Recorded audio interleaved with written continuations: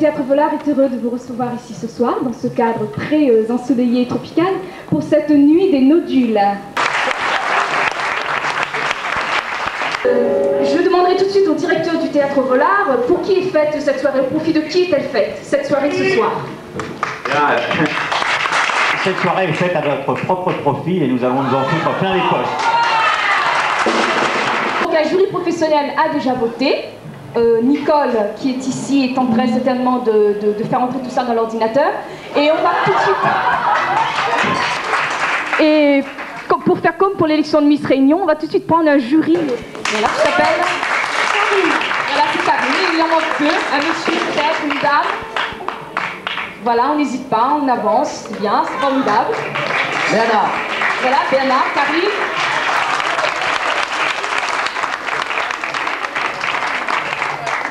Voilà, alors tu t'appelles L'Elixia. Voilà, et nos Coco Girls qui sont peut-être dans les parages. Les charmantes Coco Girls. Voilà. Voilà. Pour commencer ce spectacle, Bouge Coco, en direct des Saint-Paul, que nous aurons l'occasion de revoir tout à l'heure au cours du deuxième épisode.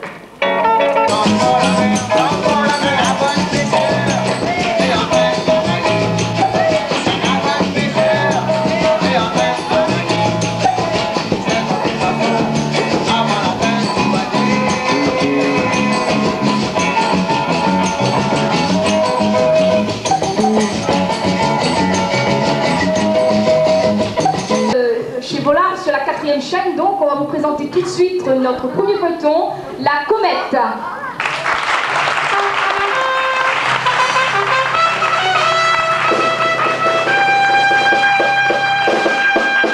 Alors ça c'est vraiment les joies des imprévus. Ici nous avons la fiche.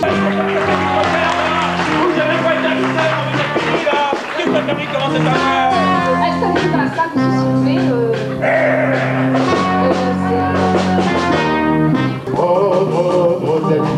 attention, hyper Dali. Oh, Dali. Peut-être il va passer par ici. Oh, Dali. Faites attention, hyper Dali.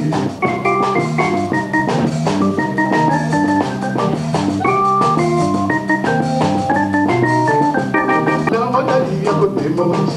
La Rodali un peu partout. La Rodali la nuit de le jour. Ça n'a pas compris rien du tout.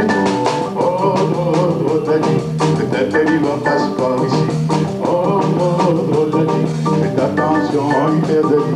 Oh, Dali. Peut-être il va passer par ici. Oh, Dali. Faites attention, hyper Dali. Alors, un jour, il y avait un bouc qui sort à côté de Saint-François là-bas. Il descend. Quand il arrive devant Zaradin, il avait faim. Alors, il rentre dans la boutique. Il demande avec Chinois, il dit, compère, pour ça, on a pour manger ici. Elle dit, on a toutes affaires. Elle dit, on a de pain? Elle dit, oui. On a saucisson? Elle dit, oui. Donne-moi un pain avec un saucisson. Alors, il prend son pain, il met sur son bras, et puis il demande le Chinois. Elle dit, comment il mange ça? Le Chinois dit, assez. Donc, tu ne connais pas comment il mange le pain avec saucisson? Elle dit, casse un petit bout de pain, un petit bout de saucisson. Un petit bout de pain, un petit bout de saucisson.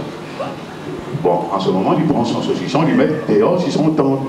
Et puis il dit, Chinois, marque ça sur un papier parce qu'il oublie moi comment il mange ça. Alors le Chinois, il marque sur un papier, il prend le petit papier, il met dans son petit poisson en l'air. Mais le temps, il a causé ici, avec son pain, un chien, il trappe son saucisson, il court avec. Un petit maman comme ça, il dit, monsieur, il dit, regarde les chiens, il court, il court de saucisson, il dit, ça dit, il ne gagne pas manger ça, mode d'emploi, ici. Et le plus grand rôle, c'était là, avec le barbier de Séville, ici, là, avec de grandes vedettes comme Jean Brun, Dormeil, oui. Gilles.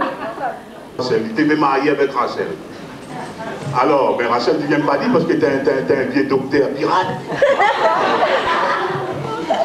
Mais sans en même temps.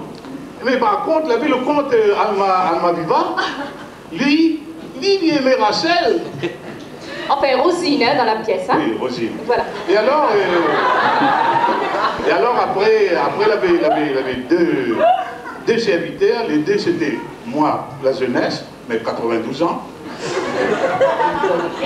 Et Nicole là-bas, l'éveillé. On était deux. Et alors, on était Barthelot parce que lui était en colère, parce que lui a dit Figaro l'avait rentré dans la maison et Figaro était complice avec le comte Almaviva pour faire marier Rosine. Et que lui, il était bien marié avec. Alors, il était en train de plaider serviteurs, moi et Nicole, a dit il fout dehors. Il faut aller dehors. Alors, ceux de là, il crie, il appelle, parce qu'il était sorti en ville. Il avait appris que pendant qu'il était sorti, Figaro l'avait mis dans la maison pour causer avec Rosine. Alors ben, quand il est arrivé, il était étonné de ça. Là, il appelle l'éveillé, l'autre serviteur, dit comme ça, bon, mais comment ça se fait que moi n'étais pas là et que Figaro l'a en accident. Alors il bouscule l'éveillé et ensuite il appelle à moi. Alors voilà. La jeunesse qui arrive.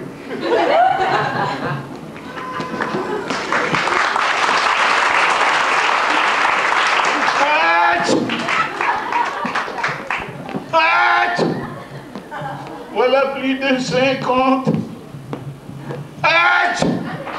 50. Alors, on profite de l'occasion. Monsieur Jean-Roy, le responsable, je ne sais pas s'il est là. Oui, il doit être là, par quelque part. Oui.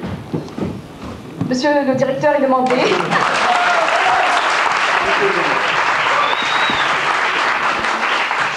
Bonsoir. Voilà, parce que ça l'a terminé le 6 décembre. De 16 séances, à bloc à craquer. Alors, ce que lui demande à lui, c'est que l'année prochaine, s'il peut rejouer encore une fois cette pièce pour ce qu'il n'a pas vu. Alors, nous allons rejouer donc au mois de mars, pendant une semaine. Alors, ça sera communiqué dans la presse, des dates précises. Peut-être que ça sera là-dedans.